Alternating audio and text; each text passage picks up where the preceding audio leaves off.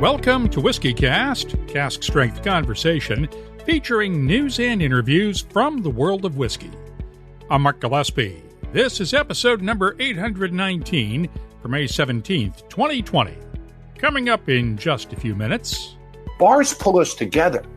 They're a place of congregation. Congregation is important to our species and to our communities.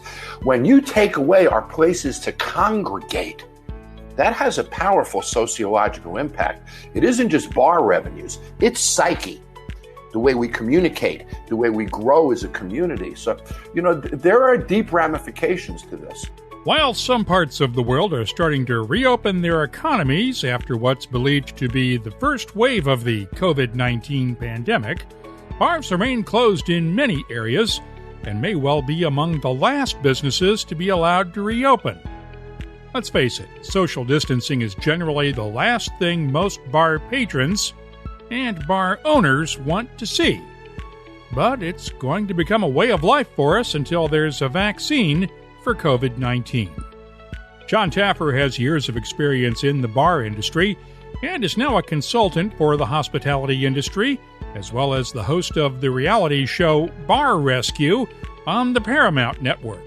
We spent some time this week discussing the post-pandemic future for bars, and our conversation is coming up a bit later on WhiskyCast In-Depth. I'll also have the What I'm Tasting This Week department, Behind the Label, and a lot of your opinions about plastic whiskey bottles coming up on your voice. It's all ahead on this edition of WhiskyCast. When you land on something special, you just know. Redbreast, the quintessential single pot still Irish whiskey, and a proud sponsor of WhiskyCast. From far beyond the wall comes a whiskey for those who face the oncoming storm and never stop walking. Winter is here. White Walker by Johnny Walker. White Walker by Johnny Walker. Blended Scotch whiskey, 41.7% alcohol by volume. Imported by Diageo North America, Norwalk, Connecticut. Please drink responsibly. Let's get started with the news. It's brought to you by Heaven Hill Distillery. We are starting to see some parts of the whiskey business reopen following coronavirus-related lockdowns, though by no means are things going to be getting back to normal anytime soon. On Islay, where this week would have been hectic leading into the start of Fégile this coming weekend, the island's distilleries are still closed to tourists and almost all employees. Bruichladdich, which is Islay's largest private employer, has started bottling whiskey again with a handful of employees using safe distancing practices. And according to Bruichladdich Christy McFarlane, each department will be handling back-to-work plans separately. There's no word yet on when distilling will resume. Beam Suntory has had workers at both Laphroaig and Bowmore on furlough since the distilleries shut down 2 months ago. As of now, that is scheduled to end next Monday, with both distilleries resuming production. Beam Suntory's 3 distilleries on the Scottish mainland, Auchentoshan, Glengarry, and Ardmore, started production this past week, and bottling has resumed at the company's Springburn Bond facility in Glasgow. In Kentucky, distilleries could reopen their gift shops as early as this Wednesday under Governor Andy Beshear's plan for reopening the state. However, that would be for merchandise and bottle sales only, with no tastings allowed and no tours as of yet. And not all distilleries will be opening their doors right away. Kentucky Distillers Association executives say there could be limited tastings allowed in the near future along the Kentucky Bourbon Trail, and tours might be able to resume later this summer. They're recommending that you check with distilleries for specific details. It may be a while before we're able to gather at whiskey events, and we are starting to see announcements about events planned for later this year. While a formal decision is still a few weeks away, Maltstock co-founder Bob Wenting told us on this week's Whiskey Wednesday webcast that he is not optimistic about being able to gather around the campfire this September in the Netherlands. simply, we are a very social event, so social distancing and malt stock won't go very well together. We expect to have to postpone until 2021, but we're not sure yet. We also got word this week from La Maison de Whisky, which organizes Whisky Live Paris, that a final decision on whether to hold this year's event will come at the end of May. As of now, it's scheduled for the weekend of September 26th through the 28th. Royal Mile Whiskies had planned to make a decision last month on whether the Whisky Fringe could take place this August in Edinburgh, but is waiting to see how the situation in Scotland develops. Scottish First Minister Nicola Sturgeon has been critical of British Prime Minister Boris Johnson's move to ease up on some restrictions in England, and says that she'll err on the side of caution in lifting Scotland's 7-week-long lockdown. Trade issues have taken a backseat to the pandemic in recent weeks, but there could be some progress on that front as well. European Union Trade Commissioner Phil Hogan of Ireland has asked U.S. Trade Representative Robert Lighthizer to revive trade talks aimed at resolving the ongoing dispute between the U.S. and Europe.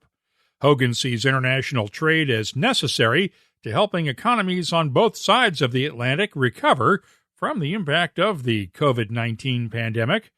Daniel Mulhall is Ireland's ambassador to the United States and addressed the trade issue during a Zoom briefing with whiskey writers Thursday.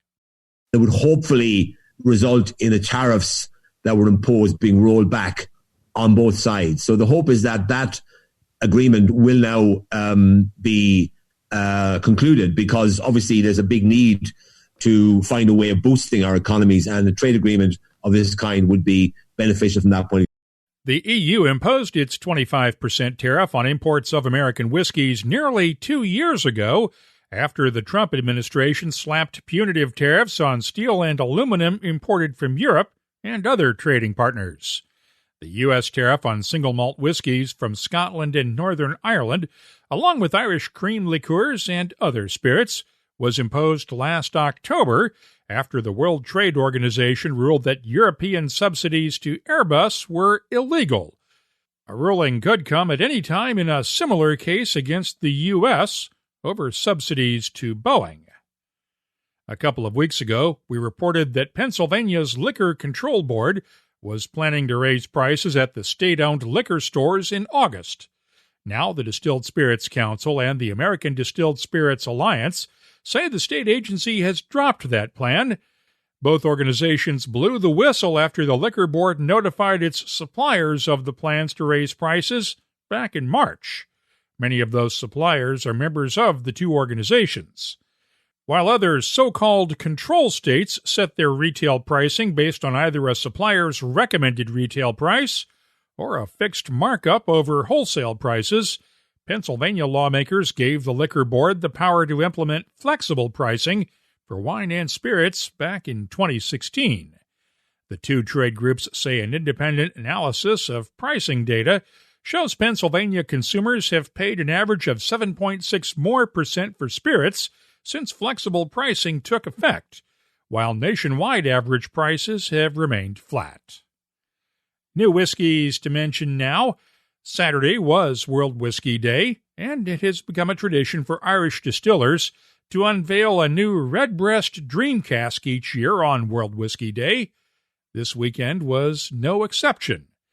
This year's Dream Cask is a 28-year-old port-finished single-pot still Irish whiskey, and Redbreast blender Dave McCabe told me it's an offshoot of the Redbreast 27 unveiled earlier this spring. When we were looking at the 27, that's a style of whiskey that's inclusion of bourbon, sherry and port casks as a contribution. And when we were going through the parcels of casks we had, and we knew the Dream Cask was something in the back of our minds to be aware of, we came across a few casks that we thought would be very good for something kind of that's a one-off edition, but also we wanted to try and amplify that port cask contribution. So where it kind of differs from the 27 in that regard is that we've not only included whiskey aged in port for the Dream Cask in the making of it, but we've also finished the entire whiskey in that actual port cask. So we looked at a few different barrels and we picked 4 in the end, ranging between, 1989 and 1991, not a huge gap of age between them. 2 of those whiskey styles were fully matured in ex-bourbon barrels. One of the whiskies was matured in sherry and one was matured in port. So what we did then is we married those 4 together, and then with that empty port cask, we then refilled that back up and let that mature nearly for another maybe 4 months, about kind of 15, 16 weeks. And that's this year's 2020 Dream Cask. Is this an indication, now that you've done 2 straight port expressions with the 27 and the Dream Cask, that we're going to see more port influence in Redbreast? It's a good question. For now, we're just focusing solely on the Redbreast 27 from a port cask contribution. But as blenders, myself and Billy would always kind of talk about what are the possibilities of what you can do if you're not restrained by volumes. So when you look at an ongoing edition that would have a cask like a port in it, you have to be careful that you have to make sure that your formulation allows you to achieve the flavor you want, but you have to be able to make it in a way that you can keep replicating that exact same batch year on year if it's ongoing. So that limits how much of something you can always use in it.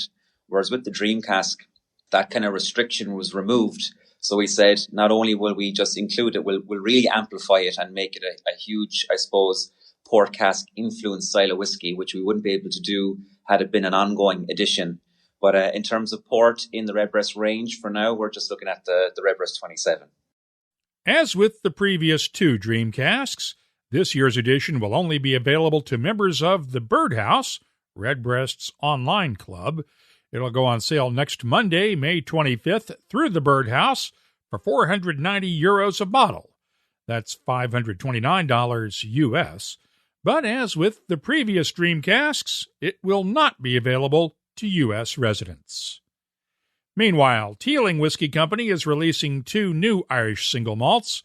Brabazon Series 3 is a 14-year-old whiskey with the last 3 years spent in Pedro Jimenez Bodega casks from Spain, while the 28-year-old Vintage Reserve was distilled back in 1991 and matured in ex-bourbon casks. After those casks were blended, though, they were married in Sauterne wine casks. They'll be available on a limited basis in Dublin at the Teeling Distillery, along with the Celtic Whiskey Shop and a handful of other shops. They'll eventually be available in Europe, Australia, and select Asian countries as well. The Brabazon Series 3 will sell for €95 a bottle, while the 28-year-old Vintage Reserve will go for €500 each. Bruichladdich is releasing a new Port Charlotte 2010 edition that's been finished in Oloroso sherry hogsheads from the Fernando de Castilla Bodega in Jerez, Spain, after originally being matured in a combination of ex-bourbon and wine casks. It's been dubbed the Port Charlotte OLC 01 2010 and will replace the current Port Charlotte MRC 01 release in the Port Charlotte range. No word on pricing. Bruichladdich has also released what it's calling an alternative phagial bottling through the distillery's website, a 16-year-old Port Charlotte. All 3,000 bottles were snapped up through an online ballot, though. Tamdhu is releasing another limited edition single malt, a 2003 single sherry cask selected by Assistant Distillery Manager Ian Whitecross. Only 676 bottles will be available for pre-orders through the Tamdhu website at £276 each, about $336 a bottle. The pandemic is affecting shipping, though, so the distillery can't confirm a specific delivery date right now. We'll be talking about the impact of the pandemic on the bar industry later on with Jon Taffer, but here's another detail worth mentioning. The U.S. Bartenders Guild Foundation has had more than 295,000 applications for grants from its Bartenders Emergency Assistance Program, and volunteers have been screening those applications as quickly as possible. The program distributed $1.6 million in grants during the first 11 days of this month, on top of $1.5 million in grants during April, for a total of $3.1 million so far. $8 million in donations have been committed, but the foundation estimates it'll need to raise at least $18 million to provide emergency grants that supplement federal and state relief programs. Virginia's Catoctin Creek Distilling has created what it's calling the Infinity Barrel, #InThisTogether, with all of the profits from the whiskey going to the USBG Foundation, along with the Restaurant Workers Community Foundation, Southern Smoke, and IUTA. In fact, it's also helping out some of the bars and restaurants in the Washington area that had been part of Catoctin Creek's Barrel Select program, as Scott Harris explains. We have a pretty robust Barrel Select program that it goes into many states across the U.S. And in the local D.C. metro area, many of the restaurants that had already chosen and started taking delivery of some of their Barrel Select from us, of course, now we're financially strapped and couldn't keep those selections, couldn't afford to continue the program. And so we, very, difficult decision to make, but we basically decided to take that back and debook the revenue. With all that whiskey, then we were like, what should we do with it? And Becky came up with this idea to do this Infinity Barrel program as a benefit project. And it just seemed like the right thing to do, a nice way to put something good onto, what would have otherwise been a pretty sad situation. Becky and Scott Harris took the whiskeys that had been matured in everything from Chardonnay to Imperial Stout casks and blended them together to create the Infinity Barrel release. It'll go on sale starting June 1st at the distillery in Virginia and will also be available at retailers in Maryland, Delaware, the District of Columbia, and other areas for around $45 a bottle. In addition, Sagamore Spirit has worked with the Baltimore Bartenders Guild to bottle 2 of its barrels for sale at retailers in the Baltimore area. 100% of the purchase price will help support out-of-work bartenders and bar workers in Baltimore. While both Catoctin Creek and Sagamore Spirit are WhiskyCast sponsors, we'll be glad to share details on any other similar projects out there. Just get in touch with us. You can keep up on the latest whiskey news all week long at WhiskyCast.com. The news is brought to you by Heaven Hill Distillery. Heaven Hill's Parker Beam made a lot of great whiskeys during his lifetime, and the whiskey that carries his name is carrying on that tradition. The 13th edition of Parker's Heritage Collection just won Best Rye Whiskey honors and a double gold medal at the San Francisco World Spirits Competition, and it continues Heaven Hill's commitment to the fight against ALS. Find out more at heavenhilldistillery.com. Think wisely, drink wisely. Don't forget to join us for this week's Whiskey Wednesday webcast.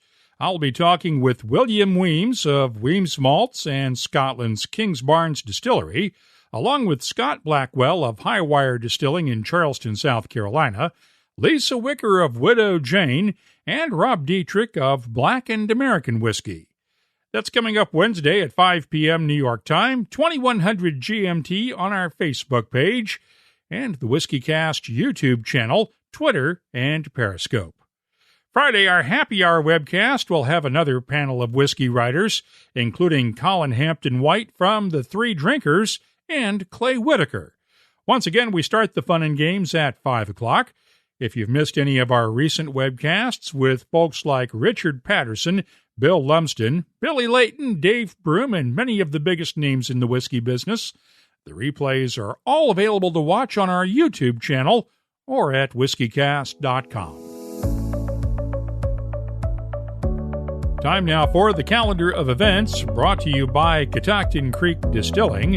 While there will not be a physical Campbellton Malts Festival or a Fay Gilles this year, there will be some virtual events online. Glen Scotia Distillery plans a virtual version of its Campbellton events all week long at the Glen Scotia website. Brook Laddie will host a virtual Laddie Lockdown version of its distillery open day on Sunday the 24th.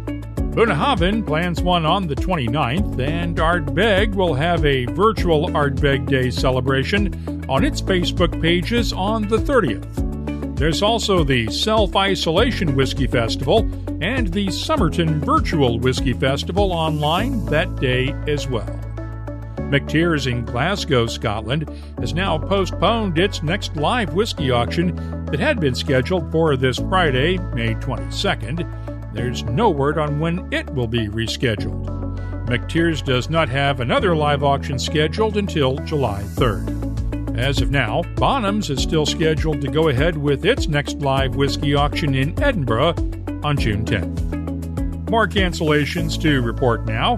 The Beer, Bourbon, and Barbecue Festival in Wilmington, North Carolina, that had been moved once already to June 6th, has been canceled for this year. Tickets will be good for next year's event. Buffalo Trace Distillery has canceled the Pappy for Your Pappy Father's Day weekend event set for June 19th. And Woodford Reserve Distillery has canceled its Bourbon Academy class scheduled for June 20th.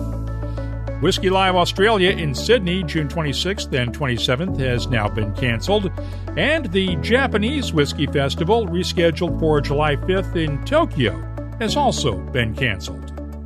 The Whisky Obsession Festival in Tampa, Florida, has been moved once again, this time from July 9th until November 4th. The organizers of the annual Whisky Rebellion Festival in Washington, Pennsylvania, have decided to cancel this year's festival. It had been scheduled for July 9th through the 12th. Whiskey and Barrel Night in New York City has also been moved again from July 16th to August 20th. And the Whiskey and Barrel Night in Pleasanton, California, set for Labor Day weekend, has also been postponed. No new date has been announced. Remember, any event is subject to change at the last moment these days, so please make sure you contact event organizers directly for the latest updates before you buy tickets or make travel plans. We are updating the calendar of events at WhiskyCast.com as soon as we receive details on postponements and cancellations from event organizers, and we're already adding events throughout 2021. The calendar of events is brought to you by Catoctin Creek Distilling, makers of Virginia's most awarded spirits. You'll find their Roundstone Rye at fine whiskey shops in 26 U.S. states and on 3 continents, and online, too. Visit the Where to Buy page at CatoctinCreekDistilling.com to find a retailer near you. And please, drink responsibly. From deep in the north, far beyond the wall, the howl of the frozen wind brings word of something new. A whiskey from the land of always winter, for those who face the oncoming storm and never stop walking. Winter is here.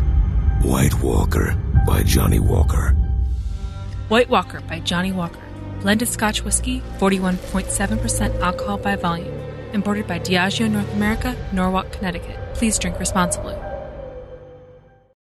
WhiskyCast In-Depth is brought to you by Mortlock. Of course, the COVID-19 pandemic has created a disaster of sorts for bars, restaurants, and the entire hospitality industry worldwide, largely because of the fact that they're all closed right now, pretty much all over the world. So, what's the future going to look like when bars and restaurants reopen? I'm joined right now by Jon Taffer, the host of Bar Rescue on the Paramount Network, a longtime hospitality industry consultant, author, and guru to many bar owners. Jon, how are you doing today? I'm doing good. Good to see you. So, how bad has this been? Have you ever seen anything like this for the hospitality industry? No, there's never been anything like this where as an industry we've closed. And, a couple of things concern me very much. One, I get very concerned that the bar industry has been bunched up with the restaurant industry. And everybody's talking about the restaurant this and a restaurant 50% capacity and restaurant, but nobody's talking about the bar. And in most of the state regulations for opening, you're not allowed to stand at the bar. You're not allowed to sit at the bar. You're not allowed to have people standing inside the bar or the restaurant. They all have to be at table seating. So the bar experience has been completely removed from the restaurant discussion right now. So I get very concerned because everybody's talking about the restaurant industry, restaurant industry. Nobody's focused on the bar industry. And the bar industry has a completely unique set of problems that's different than the restaurant industry. We don't have curbside pickup. We don't have delivery. We don't typically have lunch in the bar business or dinner. So it's a completely different business model. And it's not being treated as such. We're being bunched into the restaurant category, and that's a mistake. We have different needs than restaurants do. Whose fault is that? Who's responsible for this? Is it the bar owners in the bar industry not speaking up for themselves? Is it the restaurant industry? Well, it is. And, as one of the founders of the Nightclub and Bar Convention 30 years ago, we tried on numerous occasions to create a bar association and a management association, a bar owner. We tried year after year after year. We've never been able to organize the bar industry. The restaurant industry, on the other hand, has state restaurant associations, has the National Restaurant Association. They have a voice. So since the National Restaurant Association is really speaking for the bar industry now, because the bar industry has no voice of its own, that's the result. We are now bunched in and thought of as a restaurant, and that's completely wrong. So how do we solve this problem?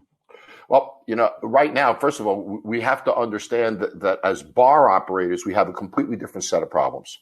As bar operators, putting people at the bar is not going to happen for a very, very long time until we probably get past the pandemic, almost up to a vaccine situation. So I don't see the prognosis out of this for the bar industry that I do the restaurant industry. And the other industries, the other issues with the bar industry is the fact that because of social distancing, most bars make about 70% of their revenue. And this is powerful, what I'm going to say. Most bars do 70% of their revenue 16 hours a week. Wow. Friday night, 4 to 5 hours. Saturday night, 4 to 5 hours. Maybe Sunday football. If it's not a sports place, maybe it's Wednesday night, ladies' night. But the fact of the matter is 16 hours is where we tend to make most of our money in a bar business. Now, we can't spread those 16 hours. And if you think about it, Friday night works because it's packed. We have this opportunity to create energy and a dynamic and density, and the music works and the environment works. And it all comes together because of density and energy. Well, take a bar, remove 50% of the people, remove all the stand-up business, don't let them go up to the bar and try to capture that same energy. We'll never accomplish that. So the bar industry has legs cut off that the restaurant industry doesn't have. Now, in a restaurant business, if I do 100 lunches during an hour for lunch, so now I can do an early bird lunch special, a late bird lunch special. I can still do the same 100 covers over more hours in theory. But the bar industry only has those 16 hours, and you cut those 16 hours in half. We don't have the rest of the week to make up the revenue like restaurants do. I don't have additional hours in the day. My Friday night crowd's not going to come at 3 p.m. So we are in a very, very difficult place right now. And I'm very concerned that the local bar really just does not make it. And, the other thing that concerns me a little bit, and I know I'm rambling a little bit, but I think this is important, is the fact that some of us are spending so much money sustaining during the pandemic that we're not going to have the resources to open properly post-pandemic. And that really worries me. And I have so many friends and bar operators and restaurant operators and even retailers that are now out of money because they paid employees, they paid up to this point of time. So they spent all their money sustaining themselves when they had no revenue potential. That once the revenue potential comes back, they're not going to have the resources to open properly and sustain themselves in that time. So that scares the heck out of me. And if I was a bar operator, I wouldn't open so quick. Just because the city or the state says open, that doesn't mean I should. Maybe I should wait a few weeks, build my resources, have a grand opening, create a splash in the marketplace rather than opening with everybody quietly at the same time. Put together some promotions that fit at this time, merchandising programs that fit at this time, and put together an opening strategy.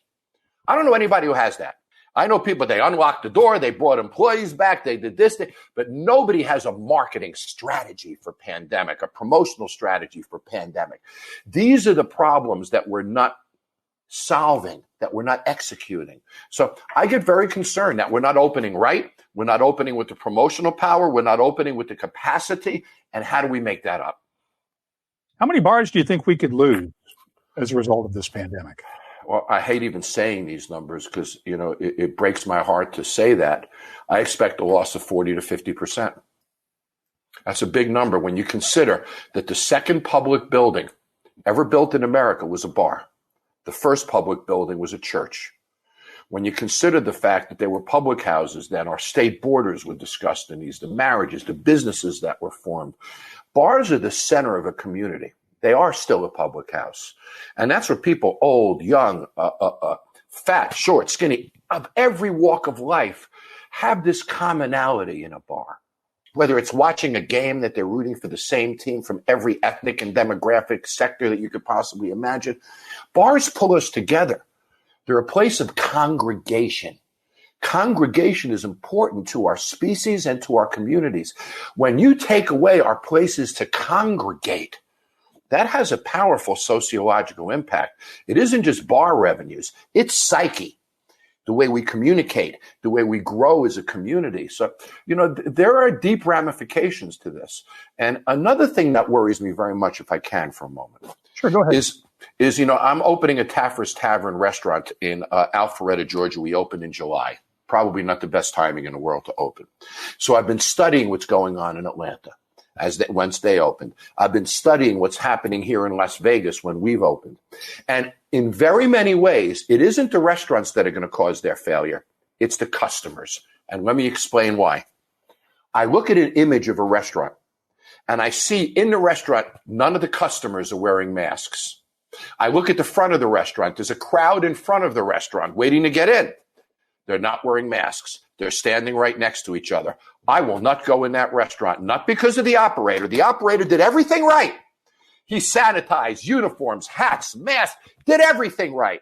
But the customers came in, didn't wear masks. They acted improperly, and the restaurant closes because of it. Now, we've never been in a position like this before, where the actions of our customers can kill us in a matter of weeks.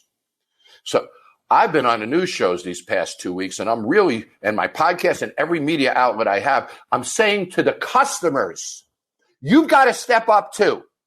If you guys don't act responsibly in our restaurants, these restaurants are going to close. Nobody's going to come. So customers and our marketplace has a responsibility to work with us to save us.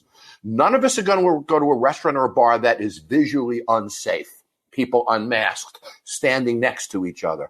So if the bar operator can't mandate that his customers act in that way, the customers will destroy the business when the bar owner did everything right. That scares the heck out of me. And that's what I'm seeing in Atlanta, in Las Vegas, is crowds of young people not wearing masks that are causing many, many other people not to go into that business. One thing I saw just before we started this interview was a story out of Wisconsin where the state Supreme Court overturned the governor's executive order closing down bars and other businesses. And the first thing the Tavern League of Wisconsin did was tell all of its members, go for it, guys. And there's video on CNN and everywhere else of bars that are open like it was like they'd never closed. And I see your point completely because there are people there going, we're not wearing masks. We're not going to do this. We're not going to let them tell us what to do. And I just have a feeling this is not going to end well. No. It's interesting that you mentioned the Wisconsin Tavern Association because they're the best bar association in America. One of the only ones, but over the years, I've done speeches for them. I've invited them to the nightclub and bar convention. They are the nation's example as to what a great bar association can be. So hats off to the Wisconsin Tavern Association. But you're right, this is horrifying. And the customers can ruin it for the operators. That scares me. So when I look at the fact that they're spending all their money sustaining during this period, so we have limited resources when we reopen. And then if these customers chase away other customers in irresponsible pandemic behavior, we don't have the resources to make it. So out of, I say, the 40 to 50% that we lose, I think a vast majority of them are going to open after the pandemic and then fail. And a bunch of these folks can't even afford to pay their leases. No. In the meantime, right now, what do we do to ensure that we have a stable bar industry going forward? What can government do that they're not doing now? Well, in the last stimulus package, we did get money for payroll, rent, and utilities. So every bar owner should have signed up for that program. It was a simple program. I know I got the money in about 48 hours when I did for my businesses. So it was simple. You put in 8 weeks worth of payroll. They average it out. They give you the amount of payroll that you need. As long as you use the money on payroll, rent, and utilities, it's not a loan. It's free. You don't have to pay it back. If you use it on other things, then you have to pay it back at a 1% rate. So it was a wonderful package, and every bar owner should have taken an opportunity to do that. But here's the problem. I can use it on payroll. I can use it on rent. I can use it on utilities. I can't use it on inventory. And if you think about bars that have kitchens, everything in our refrigerator is bad. I got to restock my refrigerator. My beer kegs are bad. I got to recycle and replace all my beer kegs.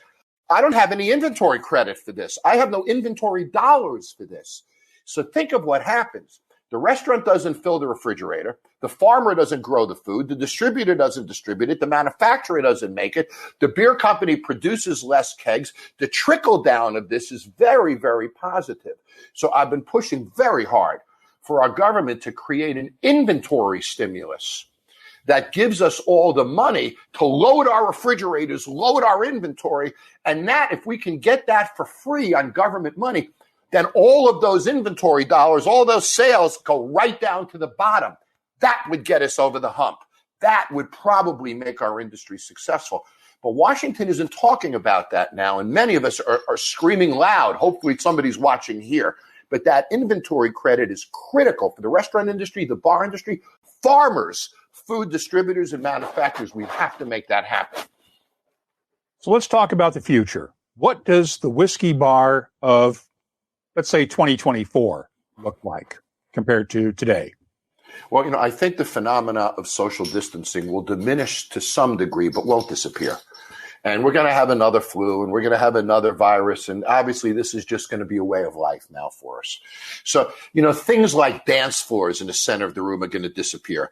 I think we're going to move back to what I call an ultra lounge concept from years ago, where tables are spread. It's more of a loosely seated area. You dance next to your table. You interact in your areas. You don't meet and congregate in one central area. Those are the kind of shifts I see in nightclubs. For the bar industry, I see a couple of other shifts that nobody else is talking about. When we take a look at what's going to happen in the population, I've simplified this. I believe a third of the marketplace is going to come out when we're open. Younger people, people who are believe this won't happen to them. The next third, I call the reserve third. They're going to watch the first third for a couple of weeks. And if things look safe to them, and that goes back to our conversation, customers wearing masks and everything, if it looks safe to them, that second third will start to come out. The third third is what I call the certain third. They are not coming out until they are certain it's safe. They're a little older, more affluent, maybe some pre-existing conditions, but that affluent side of our audience is gone. So when I take a look at the absence of an older demo, the absence of greater disposable income, what happens to premium brands in bars? What happens to mixology in bars? I believe for a while, our industry is a value industry. For a while, we're not going to push prices because we're not going to have the affluent audience. They're the last ones to come out. So we have to really understand how this is going to change. I think super premium spirits are going to take a hit on premise, not off premise, because I still think people are going to take care of themselves at home. But I think that the premise of premium spirits and upscale bars are going to disappear for quite a long time. I think high-end mixology is going to disappear. And look, I'm sitting in Las Vegas, and the discussions in Las Vegas are the same. That affluent, wealthy demo is not going to be the first person to come to Las Vegas either. So Las Vegas has to come out of the gate with a value proposition to get that first third who's younger, more value-oriented, doesn't have the disposable income level. Nobody's talking about that demographic, and that concerns me. So the kind of things that I see some bars being really creative. I have a friend who has a bar, I won't say the name of it, and what he's doing is he's selling cocktails to go without the spirits in them. So he puts together really high-end cocktails. He sells it in a disposable plastic shaker. You add your spirits at home, So it's not regulated at all because it has no alcohol in it. What he's delivering is alcohol-free. So these are fun kinds of things that we're finding can happen. My mixology line, which I'm not trying to plug anything, but I have my mixology line, which is 7 flavors. It's at Walmarts across the country. Sales of that are up about 140%. So what's interesting is people are making drinks at home now. Happy hour parties, mixology events. So people are getting more into our products, I think, than ever before. They're touching and mixing and shaking and having fun. So there's a positive side to the product side of our business in this. But the environment scares the heck out of me. And I just don't see the bar industry coming back to the level that some people are predicting it, unless the operation has food, can work meal periods, can work deliveries, and can really expand its revenue base in these other ways. One of the things that I saw a couple of weeks ago that made me really sad was the announcement from the owners of the Pegu Club in New York that they're closing, one of the great cocktail bars in New York City that really helped sort of revive the whole cocktail craze. I agree with you. And to see legendary, influential operations like that, there's a place in Hollywood called Nate Now's. It's a Jewish deli, great pastrami sandwich, etc. They've been there 75 years. They're not reopening. And there's stories like this in every city of famous places that, are part of the community, are important, third generation operators that are gone. And it's sad. And that's an example of the kind of mixology statements that we were talking about before. I think those higher end mixology bars are going to disappear into the background for a while. I think bars now are going to have to be more fun, more value oriented. They're not going to have crowds. So the music, the video programming, the way we present sports when sports comes back, all of these things are going to really be much more paramount to success. And it's not really just a U.S. problem. This is international. It's all over the world. The pubs in Ireland aren't going to open until at least August 10th. We don't know when the UK pubs are going to open. And those are some places that have been around. I'm thinking of the Long Hall pub in Dublin that's been open for 250 years. Now, we don't know what their future is, but they may not reopen. Places like that have even longer histories than the United States, for crying out loud. Yeah. It's powerful when you look at the impact culturally that's going to happen within our industries, and I'm a part of a distillery, Frey Ranch Distillery, and we make a great whiskey up in northern Nevada, and we launched, I can show you the bottle, and we launched. You are going to laugh about this, John, but we just had Colby from Frey Ranch on our website today. I know you did. And Colby's one of my favorite people in the world. Excuse my moving around. Colby's one of my favorite people in the world. I met Colby years ago and begged him to let me invest in Frey Ranch. So I did. Here's my bottle. But behind the camera, and I put my tasting notes up for it this weekend, and he nailed it with that one. It's a good bourbon. It's a great bourbon. But, you think about a guy like him. Unbelievable. He's been aging this product for 5 years, crafted it, put it together. And when he's introducing the product, pandemic hits. Yeah. And I introduced my Taffer seltzers. Here's an example. I had my seltzer deal done at every pool in Vegas. I was going to sell millions of cases this summer at all the pools. There are no pools in Vegas. Yeah. So my heart breaks for not only the historic businesses that we're talking about that we're losing, but what about all the people who are just starting, who just invested their life savings, are just coming to market now, and we've destroyed them before they've even started? So there are so many sad stories here. I'm a consultant to a bunch of different breweries and distilleries, and I was working, I won't mention a company name, up in Canada with one of the largest breweries in Canada. And they have a program that's a great program called Tap to Table. And it's a merchandising program all about branding from tap to table and tabletop and glassware and blah, blah, blah. Today we're talking about tap to table doesn't cut it anymore. Now it's tap to home. I got to get in a delivery bag. I got a brand for delivery. I got to put together whole new merchandising programs. There are operators I know that are putting rubber bands around 2 beer bottles. So when you order your burger, get 2 of these, for Bob. So they're merchandising 2 at a time. I mean, it's changed the way we merchandise, the way we market. Everything has changed drastically now. Here's the problem. The problem goes back to those 16 hours. And we have to reinvent ourselves. We can't succeed Friday, Saturday nights anymore because we can't pack the bar the way we used to on those nights. We must turn a 2 to 3 night a week business into a 5 or 6 night a week business. That's the only way we're going to succeed. But if I spread my revenues over 5 days that were in 3 days, I've doubled my labor cost, tripled my labor cost. So that presents its own problems and its own challenges as well. So no matter how you model it out, there's an obstacle there that has to be broken down, either higher labor costs for the same revenues, reduced revenues, simple budgetary formulas. For example, rent occupancy costs can never exceed 10% of revenue or the place won't make money. I mean, that's just a fact of the bar business. So if I do $200 a foot in sales, I can spend $20 a foot in rent, right? If I do $200,000 a month in revenue, I can afford $20,000 in rent.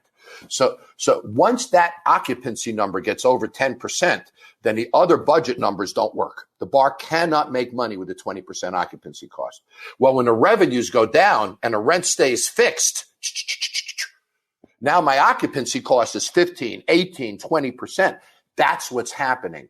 So at 50% revenue, we can't cover fixed costs like rent, insurance, those key elements. That's what's brutal. So now if I'm fighting to cover fixed costs, I don't have money for labor. So maybe I put one bartender behind the bar. Maybe it's me as the owner, and maybe there's no other employees. So all my employees lose revenues because it's all going to the landlord. The budgets don't work. No matter how I try to make the model work, it just doesn't work at these kind of capacity numbers. Let's go back to Dry Ranch for a second here and use some of his compatriots, because one of the things that a lot of folks don't realize about the craft distilling industry is that about 90% of these folks make most of their revenue off of what they sell in their tasting rooms and their in-house bars. And there are no tasting rooms or in-house bars right now. And how do these guys survive when they come back, if they can? That's the fear. These half of our craft distillers. We're going to lose half of our craft distillers and a lot of our wineries and a lot of our craft brewers too over this. And you're exactly right. They're direct-to-consumer companies in many cases. We can't sell alcohol online. We know that. There's regulatory barriers about that. You're exactly right. When the tasting room goes down, that's 70, 80% of their revenue in many cases. How do they survive that? So we're all in the same boat. And it's critical that we as consumers try to protect these industries, not only as industry people do. But make no mistake, the big brands are in trouble too. They're gonna have issues also. The whole on-premise industry is really challenged right now. Off-premise, we're seeing some opportunity in off-premise, right? So that whiskey distiller you talked about with that tasting room, he's got to get to a retailer now. He's got to figure out another distribution channel. And that's critical. Me with my seltzers and my mixer, we just put our seltzers on Thirsty. So we got distribution in a bunch of states, but you still have to have a distributor in that state to be able to go on Thirsty, which is an online alcoholic beverage sales site platform. But still, I still need a distributor in the market. So I can't just sign with a company like that and wind up with 18 states of distribution. And every distributed deal isn't easy. And here's the ultimate kicker. And I don't know if Colby spoke of this when he was on. There are no distributors right now that are taking new SKUs, period. They're just not doing it. No. So if you have a great whiskey and you don't have a distributor, you've been looking through your tasting room and through your bars, and you've been and now you say, okay, I've got to go get a distributor. They're not taking brands right now. So there's a roadblock right there that you can't get past. So there's no distributor opportunities right now for anyone. So if you're that distiller, that craft distiller, and you've lost your tasting room and your bar, you don't have a great likelihood of getting a distributor right now either, which brings us back to the whole premise of sustaining versus opening. Maybe you just shut down for a couple of months, dare I say. Maybe you hold your resources back. Just do minimal production. Hold those resources for when you can get the distributor deal, for when you can get back to the marketplace, to when you can open up your tasting room again. It's the same thing we talked about with the bars. If they expend all their resources now when there is no revenue potential, what the hell happens when there is revenue potential? So, I'm a big proponent of slowing down right now, holding our resources, protecting the integrity of the business and the employees, and then working on plans to open more properly. Just to me, that seems just to be a smarter strategy. And I think the craft distillers, brewers, and wineries are really challenged right now. It's very sad. I was talking with a craft distiller in Virginia today, Scott Harris from Catoctin Creek, and he noted that their sales have picked up because the state, which controls liquor sales, it's a controlled state, allowed for direct-to-consumer shipping during the pandemic. And his big hope is that they'll see that that the state will see that the distilleries can be responsible operators in direct-to-consumer and perhaps allow that to continue once the pandemic ends. What can we do at the regulatory side to make it easier for these guys to survive? Well, I think that's a great example right there. I think the to-go cocktail programs have been a great example for restaurant operators. I also find when I study this, and boy, I've been studying government and stimulus like crazy these past 10 weeks or so. Once the government gives us something, it's very difficult to take it away. So when this pandemic ends, this is the time now for the industry to get a voice, get together, and scream when they even start to talk about taking these things away. I'm of the belief that they won't take these things away that they've given us because our industry problems are not going to end overnight. So even when the pandemic ends, we're going to have issues 6 months from now and 12 months from now. So I think as an industry, we have to start lobbying to keep these things in place, the delivery cocktail programs. I think the direct-to-consumer program you're talking about is a game changer. I think it's wonderful, and it gives us a chance as operators to prove we can do this responsibly. They can trust us. We are good at this, and I think we'll prove that to them. Jon, thank you for your time. I do appreciate it. I know you're a busy man these days, and thank you again for spending some time with us. My pleasure. Be safe. Jon Taffer is the host of Bar Rescue, which can be seen in the U.S. on the Paramount Network. He's also a hospitality industry consultant and author. We've posted a link to his website, jontaffer.com, in the show notes for this episode at whiskycast.com. That's WhiskyCast In-Depth, brought to you by Mortlach, whiskey's best-kept secret. Hidden away for decades in some of the world's most famous Scotch whiskies, comes a single malt inspired by an original for a fortunate few. Discover the entire Mortlach lineup at malts.com. The What I'm Tasting This Week department is brought to you by Sagamore Spirit. Let's start off with this year's first release of Booker's Bourbon. It's nicknamed Granny's Batch in honor of Booker Noe's mother, Margaret Beam Noe, and is bottled at 63.2% ABV. The nose is dry and woody, with hints of black pepper, brown sugar, caramel, and dark chocolate. The taste is spicy with cinnamon, black pepper, and chili powder notes that last and last before fading slowly to reveal honey, vanilla, caramel, and a hint of dark chocolate. The finish is long with a nice balance of lingering spices and sweetness. I'm scoring Granny's Batch, Booker's Bourbon Batch 2020-01, a 92. Heaven Hill has released its second batch of Larceny barrel-proof wheated bourbon. Batch B520 is bottled at 61.1% ABV. The nose has notes of brown sugar, caramel, honey, muted spices, and hints of leather and tobacco. The taste has spicy clove, cinnamon, and cardamom notes that take center stage, while dark chocolate and caramel notes help provide a mouth-watering palate.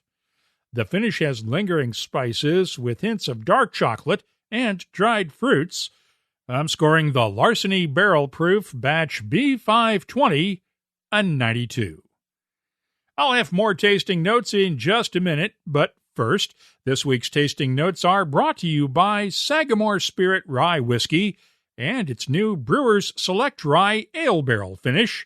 It's a collaboration between Sagamore Spirit in Maryland and Sierra Nevada in California, where they filled Sagamore Spirit barrels with their red ale beer, then shipped the barrels back to Maryland to give Sagamore Spirit Rye a unique touch. Look for it now at select retailers and get the whole story at sagamorespirit.com. Glendalought's 17-year-old Irish single malt spent its first 15 years in ex-bourbon casks and the final 2 years in Japanese Mizunara oak barrels. It's bottled at 46% ABV. The nose is malty with touches of lemon zest, butterscotch, and vanilla. The taste, tart and peppery with lemon pepper and a custard creaminess, along with touches of vanilla, caramel, and a hint of allspice. The finish is long and fruity with just a touch of spice. I'm scoring the Glendalough 17-year-old a 92.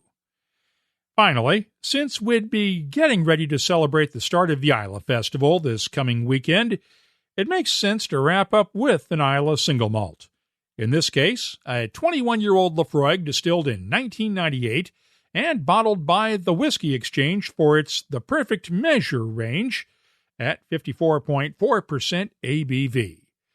The nose is smoky, medicinal, and phenolic with hints of heather and dried flowers, toasted vanilla, and a hint of black tea.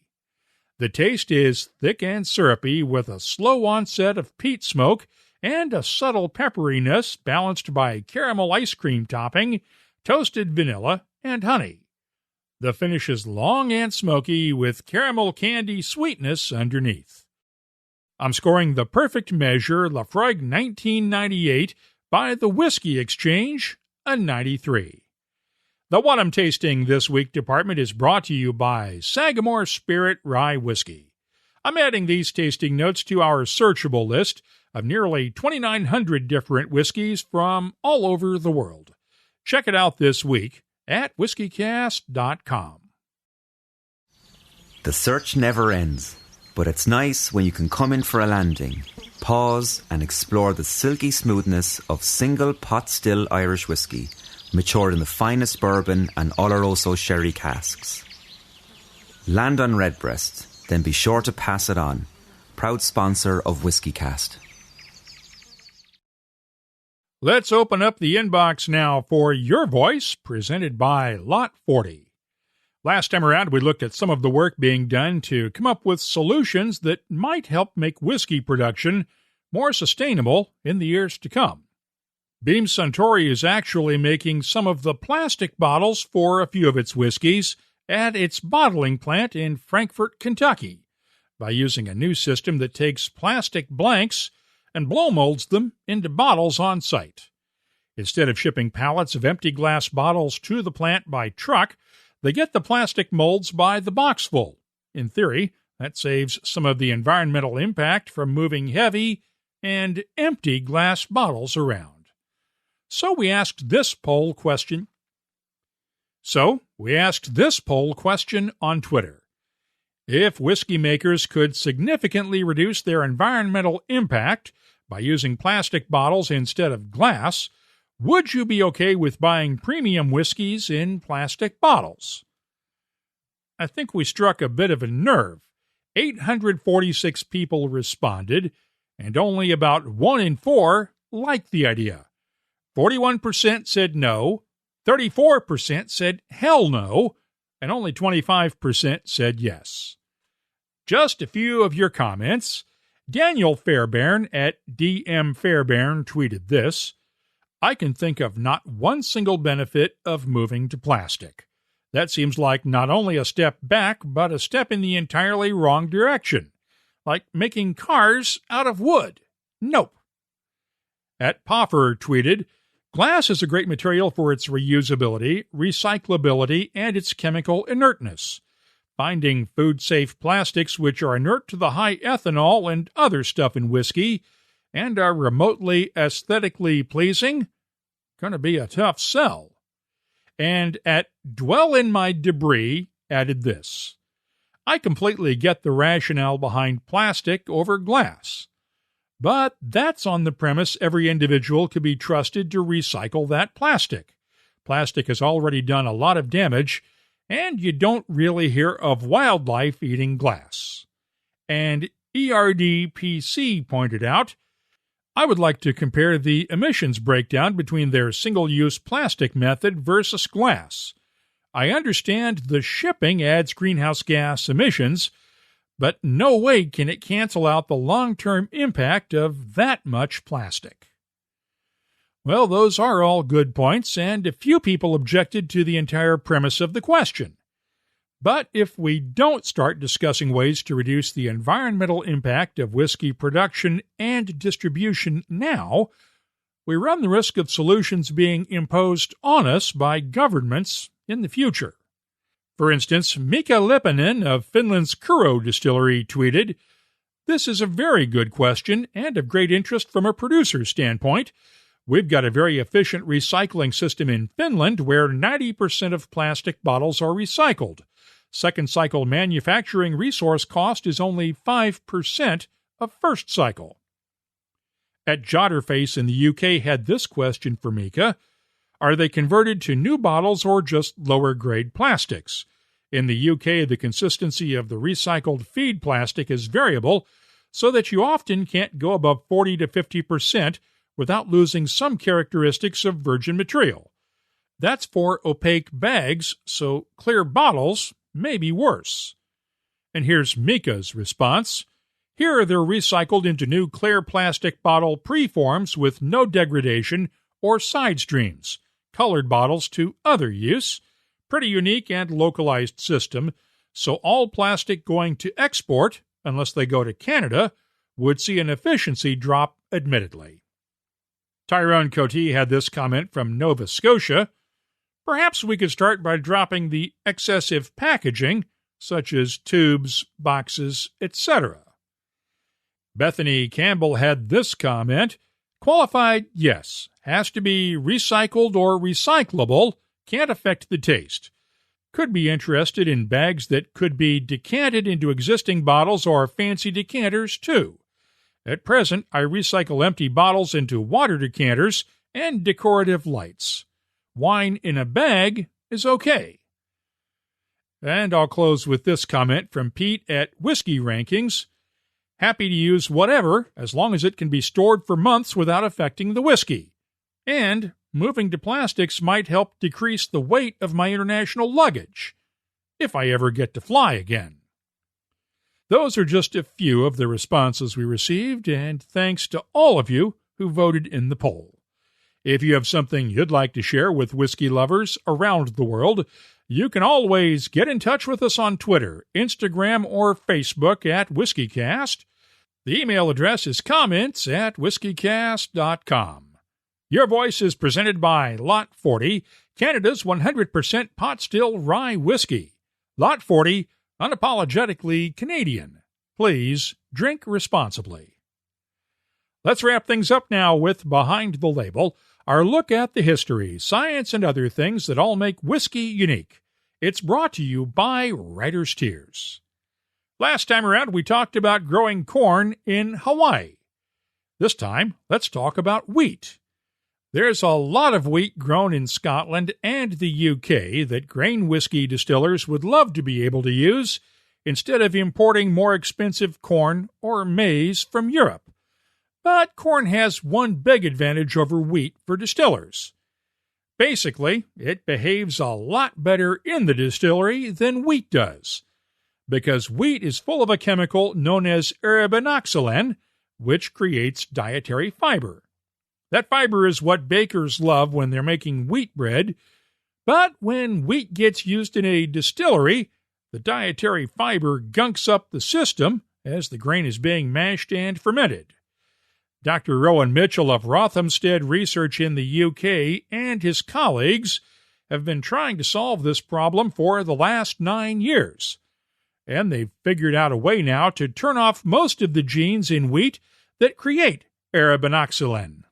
It leaves a sticky residue due to the non-starch polysaccharides in the grain, and this leaves a sticky deposit during the distilling process and leads to downtime on the plant. They have to clean out the whole plant intermittently. And the purpose behind this research was to see if we could genetically improve wheat to get rid of that viscosity problem, which seems to be unrelated to other quality aspects. So we reasoned that you could probably eliminate the viscosity from grain without having a detrimental effect on any of the important parameters of the grain quality. We seem to have promising results, but it isn't the finished article because the commercial breeder Lima grain still need to bring it into an appropriate, what we call an appropriate genetic background, soft milling background suitable for distillers. Obviously, you're not using genetic modification, but you are doing genetic research. Correct, yes. So this is it's an approach that's called reverse genetics. So normally in forward genetics, you take a population of wheat and you screen for the trait of interest to look for variation. In this case, from research we did earlier, we knew the genes that were likely to confer the benefit, and we knew that loss of function, these genes would probably get rid of the viscosity without any side effects. So we took this new approach, reverse genetic approach, where you start by looking for mutations in the gene. Then, because it's hexaploid wheat, you need to find 3 copies from the 3 different genomes of wheat, combine them all together in one plant, which is just traditional breeding, and then you hopefully get a complete knockout of function in this particular gene that's responsible for viscous residues from the grain. And that's what we have achieved. This new low-viscosity wheat will go through a small-scale test with about 500 pounds of grain at a distillery in Scotland later this year, and there's work underway now to create a commercial version that could be available to farmers within the next few years. By the way, Mitchell's colleagues are using the same process to do the exact opposite and modify wheat to create even more arabinoxylin, with even more dietary fiber to use in food products. If you have something you'd like us to look at on Behind the Label, just use the contact form at WhiskyCast.com to get in touch with us. Behind the Label is brought to you by Writer's Tears. Writer's Tears Copperpot, a unique triple distilled premium Irish whiskey, combining single malt and single pot still. First fashioned in the 1700s and still a rarity today. Sure, as we say in Ireland, what's rare is wonderful. Writer's Tears Copperpot. That's all for this edition of WhiskyCast. You'll find links for the stories in this episode in our show notes at whiskycast.com. That's also where you'll find the links for our WhiskyCast HD videos and the WhiskyCast Tasting Panel podcast, along with our Whiskey Wednesday and Happy Hour live web streams. You'll also find the latest whiskey news, my tasting notes, the whiskey photo of the week and our downloadable Zoom backgrounds, the calendar of events, and of course you'll always find a complete archive of past episodes that goes all the way back to 2005. We'd love to hear from you. Get in touch with us on Twitter, Instagram, and Facebook at WhiskyCast. The email address, comments@whiskycast.com. From far beyond the wall comes a whiskey for those who face the oncoming storm and never stop walking. Winter is here. White Walker by Johnny Walker. White Walker by Johnny Walker. Blended Scotch whiskey, 41.7% alcohol by volume. Imported by Diageo North America, Norwalk, Connecticut. Please drink responsibly. When you land on something special, you just know. Redbreast, the quintessential single pot still Irish whiskey, and a proud sponsor of WhiskyCast. WhiskyCast is a production of Cask Strength Media, copyright 2020, and comes to you from the charming, yet regrettably dry town of Haddonfield, New Jersey. I'm Mark Gillespie, reminding you that when you drink, please drink responsibly. Thanks for listening.